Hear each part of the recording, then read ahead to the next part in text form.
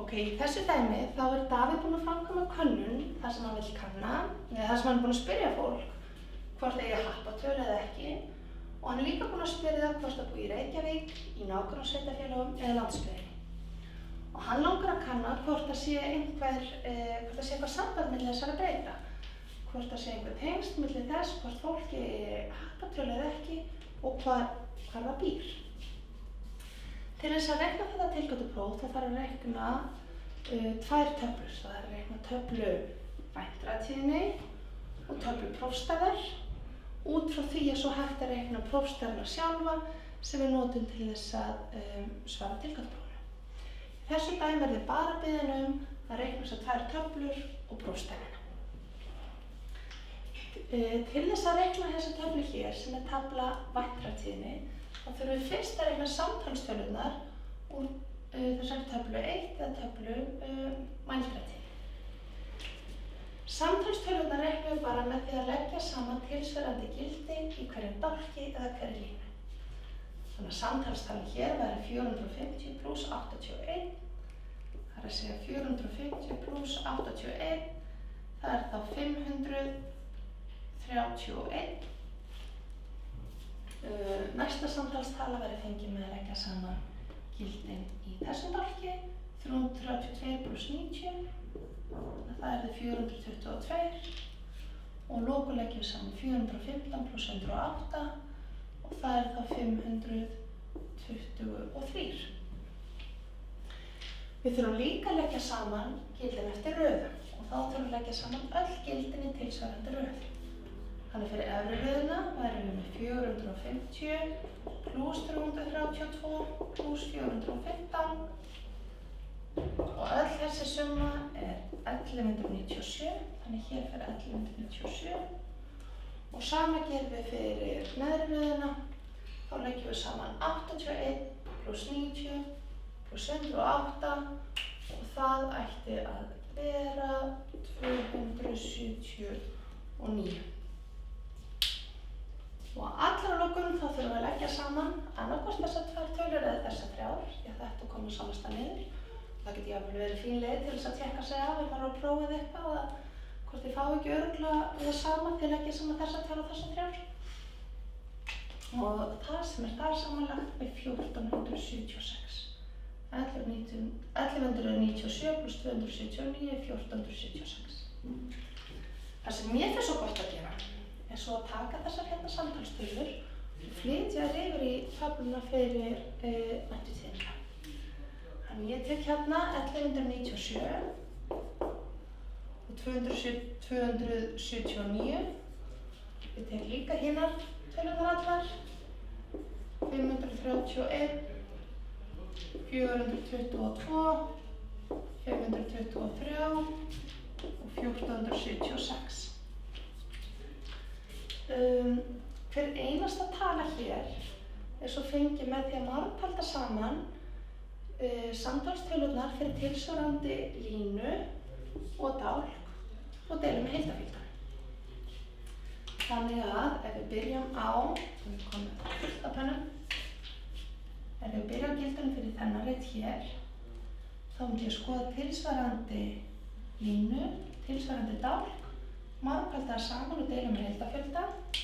Þannig að ég væri með 531 sinnum 1197 deila með 1476 og ég var búin að reikna þetta fyrir mig og þetta er þá 430,1. Nei, 4,6. Þannig að hérna inn það er þá 430,6. Svona höldum við áfram fyrir hvern einasta reit í töflunni.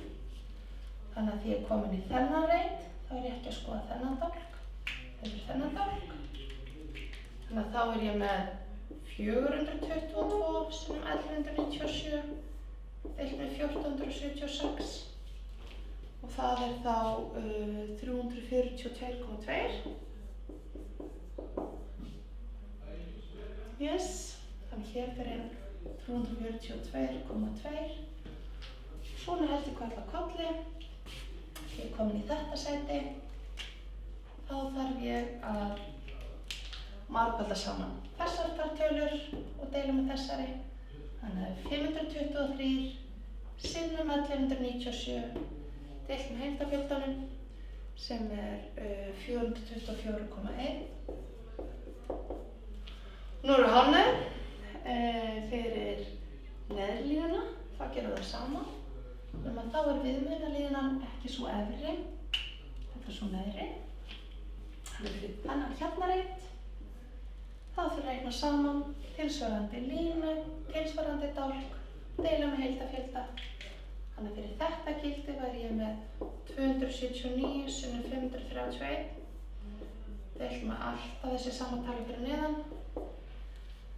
Þannig að það ætti að vera það bil 100,4.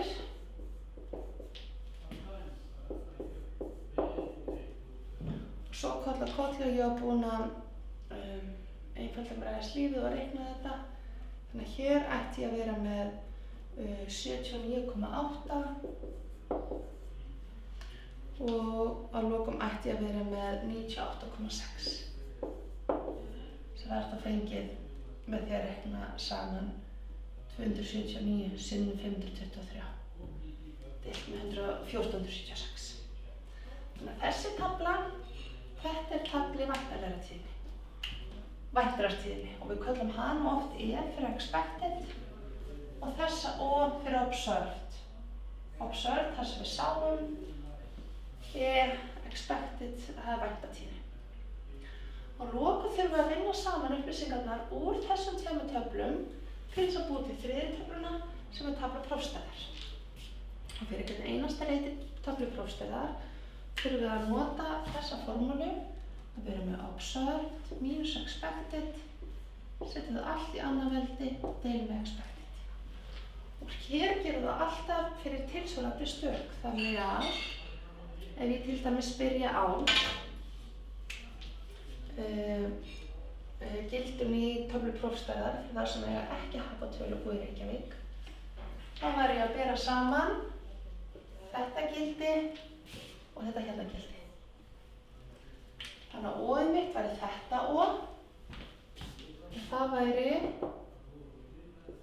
450, E-ið mitt væri E-ið sem svarar til sama sem var þá 430,6. Ég þarf að setja það í annað veldi og deila með fjöldanum. Hérna var ég aðeins búin að einfalda með lífið, reikna þennan mismun, setja í annað veldið og deila og hér á að koma út 0,87. Þannig að hér er fyrir 0,87. Ég held áfram að fyrir næsta reit þá er ég líka með aftur observed minus expected deilt með expected, þannig að þar væri ég með 415 við fyrirgefði. Fyrir næsta gildi er ég komið þetta hér sem er þá 332 mínus 342,2. Taka það mismun, setja í annað veldi og deila með heildarfjöldanum. Þannig ég er með 332 mínus 342,2 sett í annað veldi og deilt með 342,2 og það ætti að vera 0,31 að það bil.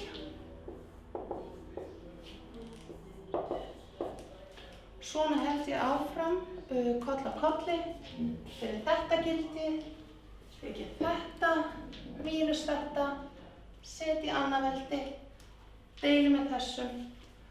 Þannig að ég get bara hreinlega að skrifa það upp. Hér ætti ég að vera með 0,20, svo er ég með 3,74 og 1,31 og 0,85.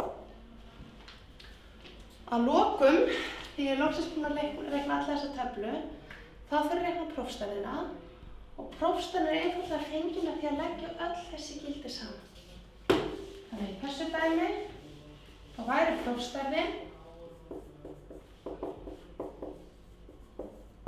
hún væri þá 0,87 pluss 0,31 pluss 0,20 pluss 3,74 pluss 1,31 pluss 0,85. Legg saman öll þessi gildi og þá fæ ég 7,27. Og það er það prófstæðið.